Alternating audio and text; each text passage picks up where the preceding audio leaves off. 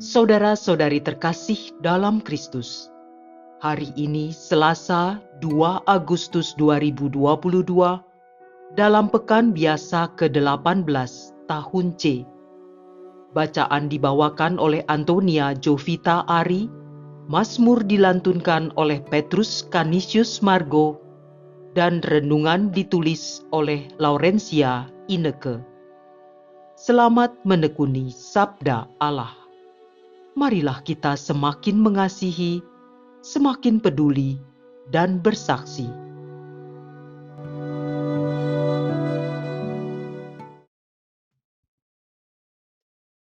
Dalam nama Bapa dan Putra dan Roh Kudus. Amin. Tuhan, Engkau memberikan kepada kami firman-Mu. Firman-Mu telah menjadi manusia dan kini menjadi bentuk kehadiran-Mu di tengah kami. Utuslah Roh Kudus yang Kau janjikan sebagai penghibur, yang mengajarkan kami makna firman-Mu itu. Kiranya inspirasinya membantu kami memahami firman yang telah ditulis dengan inspirasi ilahi.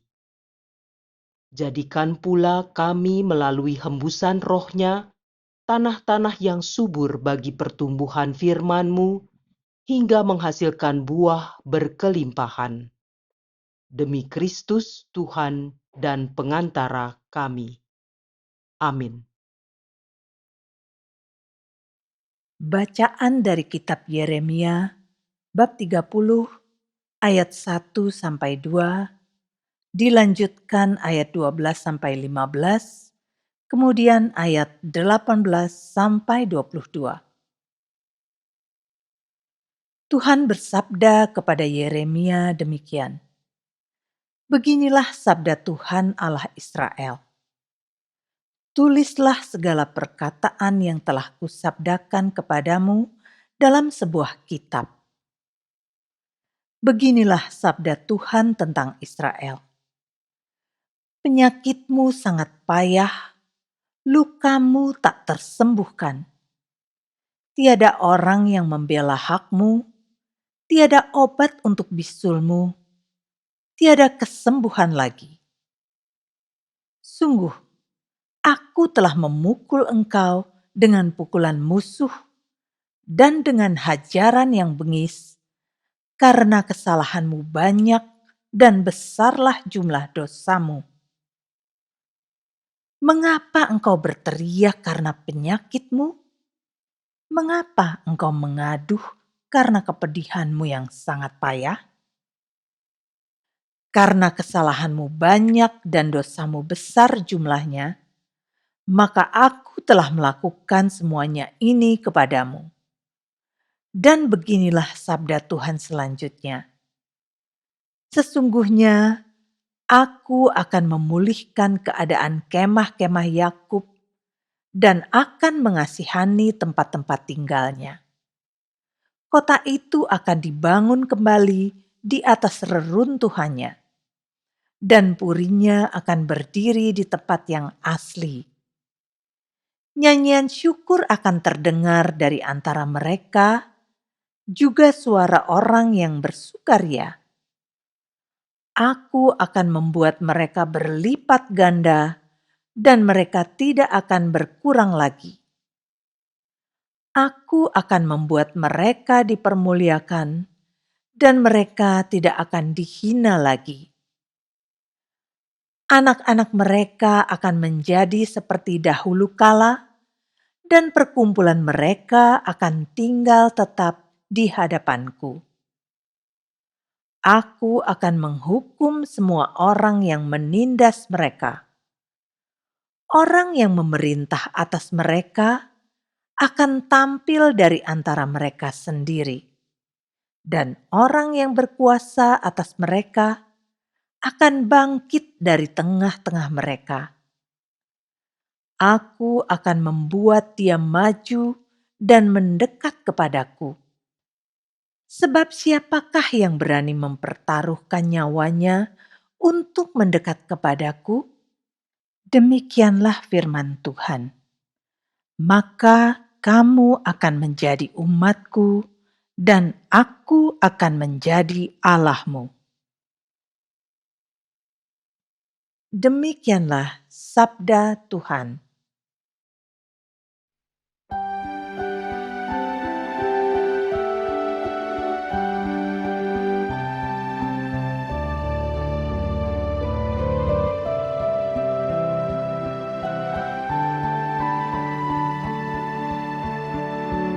Tuhan sudah membangun Sion dan menampakkan diri dalam kemuliaannya.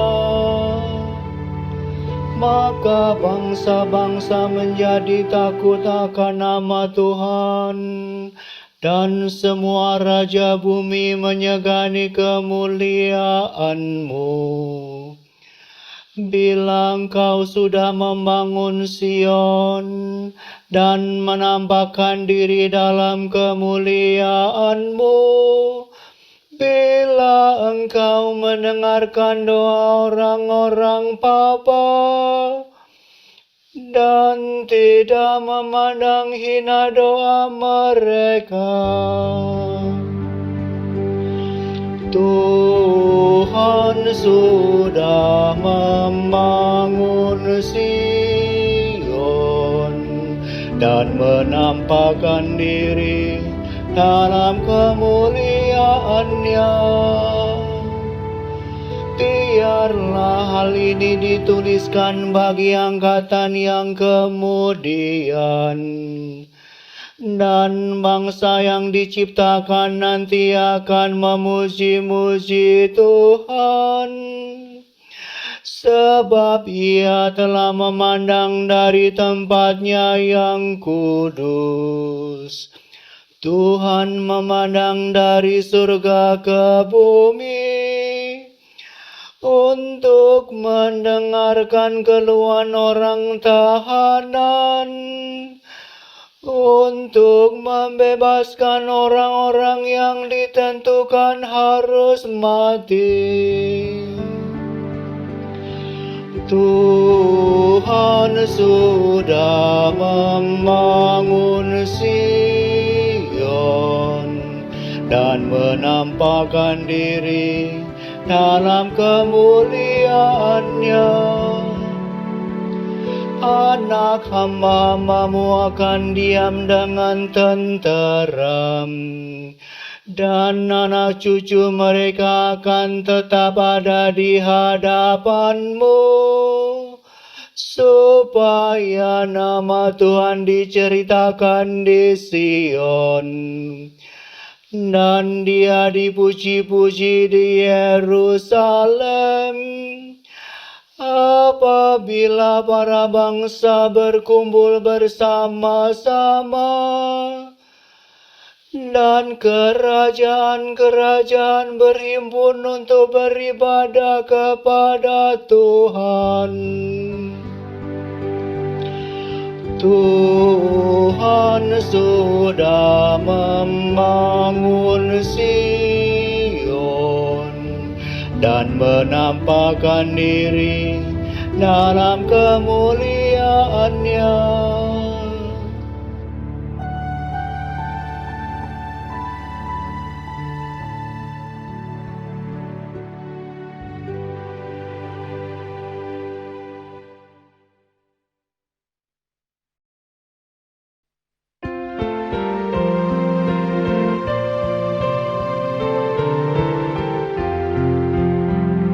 Haleluya, haleluya, haleluya.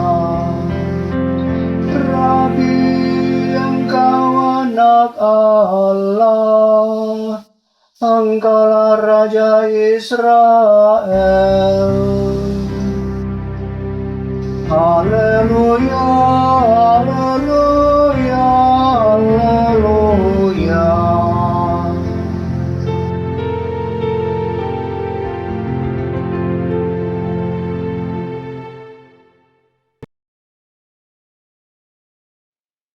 Inilah Injil suci menurut Matius bab 14 ayat 22 sampai 36. Sekali peristiwa, setelah mengenyangkan orang banyak dengan roti, Yesus segera menyuruh murid-muridnya naik perahu dan mendahuluinya ke seberang. Sementara ia menyuruh orang banyak pulang. Dan setelah orang banyak itu disuruh pergi, Yesus mendaki bukit untuk berdoa seorang diri. Ketika hari sudah malam, ia seorang diri di situ. Perahu para murid sudah beberapa mil jauhnya dari pantai dan diombang-ambingkan gelombang karena angin sakal. Kira-kira jam 3 malam, datanglah Yesus kepada mereka berjalan di atas air. Melihat dia berjalan di atas air, para murid terkejut dan berseru, "Itu hantu!" Dan mereka berteriak ketakutan. Tetapi Yesus segera menyapa mereka, katanya, "Tenanglah, akulah ini. Jangan takut." Lalu Petrus berseru, "Tuhan, jika benar Tuhan sendiri, suruhlah aku datang kepadamu dengan berjalan di atas air." Kata Yesus, "Datanglah." Maka Petrus turun dari perahu dan berjalan di atas air mendapatkan Yesus. Tetapi ketika dirasakannya tiupan angin kencang, Petrus menjadi takut dan mulai tenggelam, lalu berteriak, "Tuhan, tolonglah aku." Segera Yesus mengulurkan tangannya, memegang dia dan berkata, "Orang kurang percaya, mengapa engkau bimbang?" Keduanya lalu naik ke perahu dan redalah angin. Dan mereka yang ada di perahu menyembah dia, katanya, "Sungguh engkau anak Allah." Setibanya di seberang, mereka mendarat di Genesaret. Begitu Yesus dikenal oleh orang-orang setempat, mereka memberitahukannya ke seluruh daerah. Maka semua orang sakit dibawa kepadanya. Mereka memohon supaya diperkenankan menjamah jumbai jubahnya, dan semua orang yang menjamah dia menjadi sembuh. Demikianlah sabda Tuhan.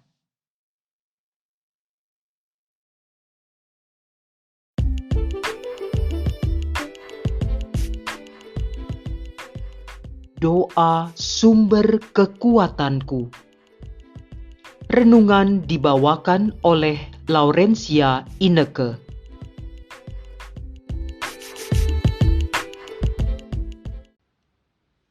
Semangat pagi, saudara-saudari yang terkasih dalam Kristus. Damai Tuhan beserta kita semua. Sudahkah mengawali hari ini dengan berdoa?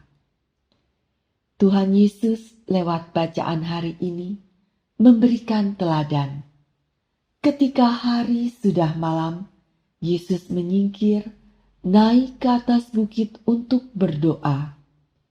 Dengan berdoa, sabda dan karyanya merupakan ungkapan yang terlihat dari doa yang ia lakukan dalam kesunyian. Yesus memberi teladan bagi kita, di mana dengan berdoa terjalinlah hubungan yang hidup antara anak-anak Allah dengan Bapa bersama Yesus Kristus dan dengan Roh Kudus. Dengan berdoa kita percaya bahwa kita berada dalam persekutuan dengannya, sehingga kita selalu berada dalam hadirat-Nya.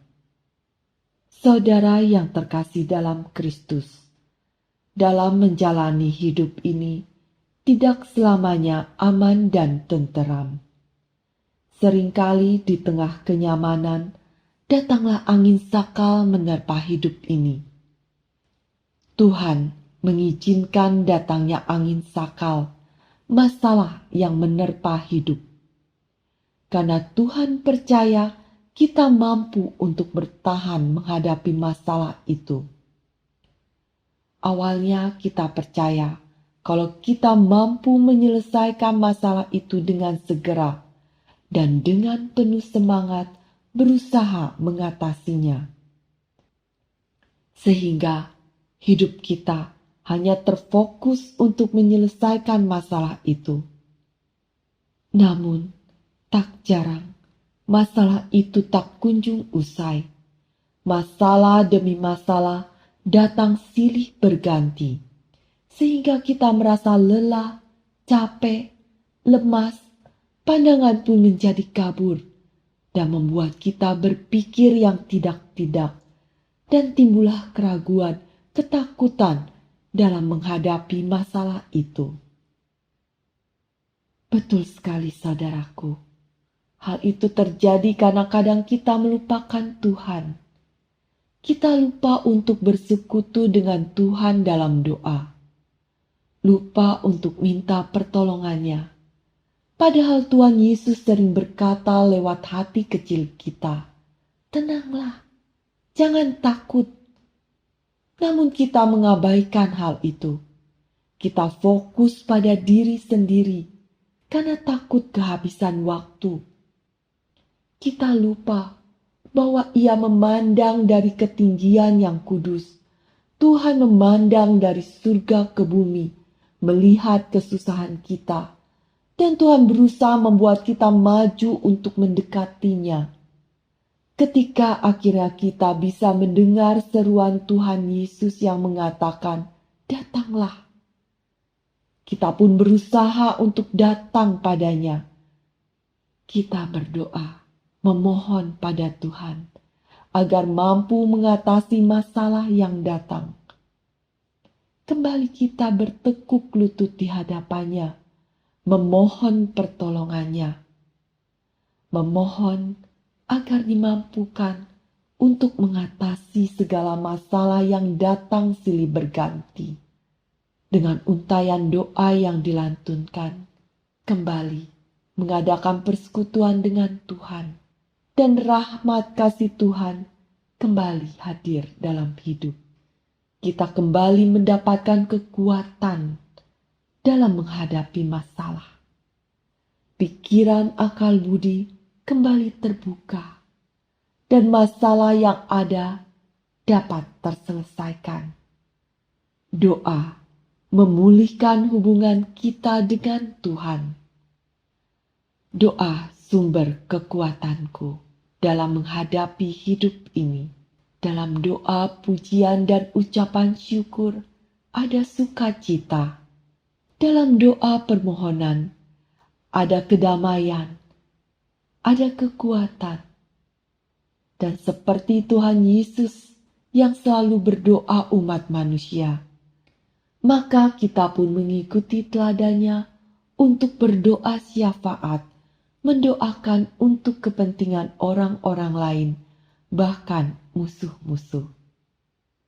Saudara yang terkasih dalam Kristus, berkat merupakan tindakan dasariah doa seorang Kristen.